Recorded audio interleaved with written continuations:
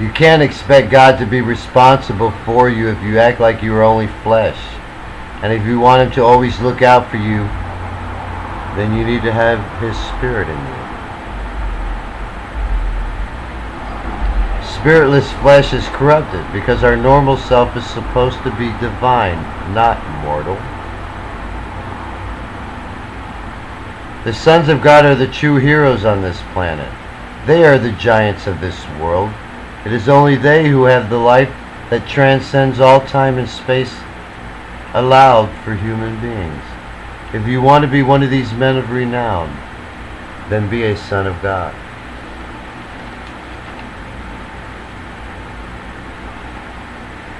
If you want to win God's favor, then you need to stop corrupting the world with your wicked schemes. And you need to be the upright son God created you to be. All of those that live on this earth, the ones that grieve the heart of God the most, are probably those who do nothing all day long but set their hearts on seeing how many women they can get. You're not a good man doing that. God gave us women to be our wives so we can bear Him children. And when you just want to sleep with them without marrying them, you are corrupting a very beautiful thing.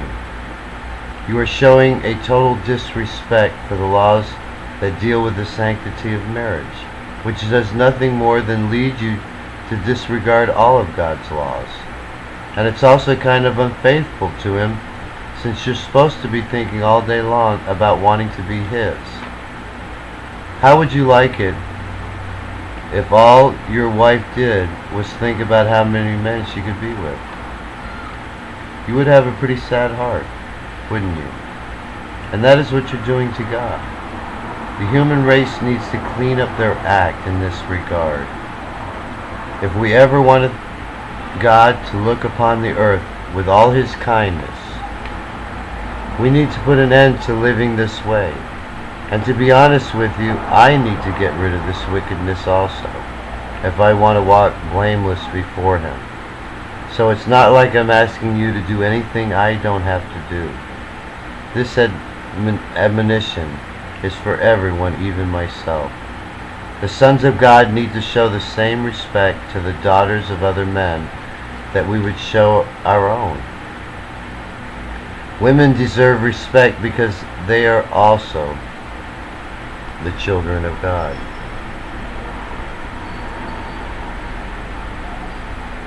God made a promise to never destroy every living creature on the earth again, but He did not promise to not destroy just us.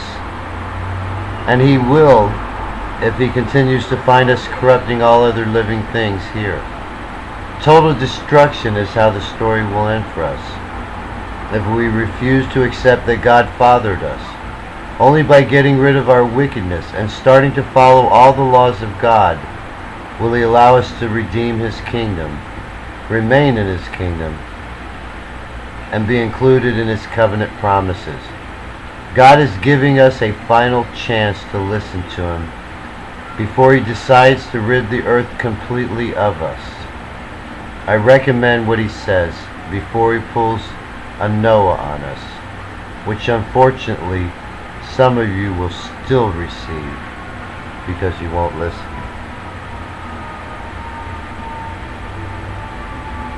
God is about to do His part to cleanse the world of unrighteousness. Because I have finished my part, I have done exactly what He has told me to do to help save you from this coming wrath. I have built His kingdom, I have opened His gates, and I have fed you all His truth. And I have asked you to come and be one with us. If you refuse His Spirit now, then you will perish with the rest of the wicked. There is nothing more I can do to help stop you from being destroyed.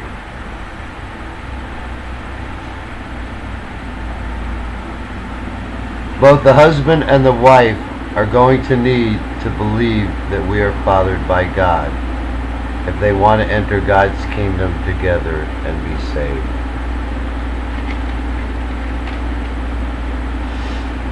I know some of you will think it is going to break up a lot of marriages if I require both spouses to be saved for them to be able to enter God's kingdom together. But I think the opposite will happen. I think it will make couples a lot closer to each other if that is a requirement. And anyway, in couples where one is a believer and one isn't, they should break up. The believer needs to enter God's kingdom and find someone they can really be with forever. Allowing them to stay together is only going to forestall the inevitable. They are still going to break up when one goes to heaven and the other goes to hell. I'm hoping that the unbelieving spouse, or one that is not very committed to their belief, will come to their senses when they realize they are about to lose their believing spouse. Them wanting to keep their spouse should cause them to really search for the truth.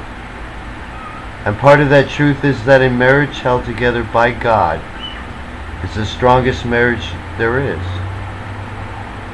However, the opportunity is also true. Opposite is also true. A marriage that God is against is the weakest marriage. If both of you in your marriage aren't saved, then I feel sorry for you, because the road ahead is going to get a little rocky for you, especially when we take away your spouse. And you're going to need to make some hard choices. If you are the one who is saved, and if you'll enter God's kingdom, then maybe your spouse who you've been praying for all these years will finally decide to come to Jesus and get saved so they don't lose you. Even the animals who entered Noah's Ark are smarter than you if you try to weather this storm without God's protection.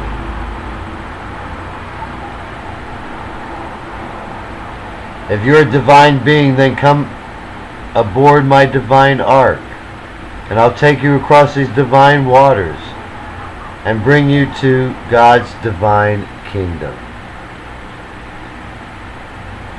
This wrath is against Satan's children. Those who claim they are not fathered by God are really saying they are part of Satan's family. Only God's children will be protected. They have God's Spirit in them. Unless you are a true Jew, you will not be spared. And to be a true Jew, you need to be fathered by God's Holy Spirit. Noah built an ark, and I have built one. And like his, mine also has a lower, middle, and upper deck, hell, earth, and heaven. And anything that is not contained in what God has commanded me to create will be washed away, just like it did in Noah's day. The only difference is Noah had to do most of the work himself. I at least had the angels to help me. Won't you come see my ark? Sooner or later you will. But it's better to enter the door now, while you're still alive, than to wait until you're dead and find out the only room available for you is on the lower level. All I have to do now is put the roof on, and I'll be finished. And I'll get to rest while I wait for God's wrath to burst forth.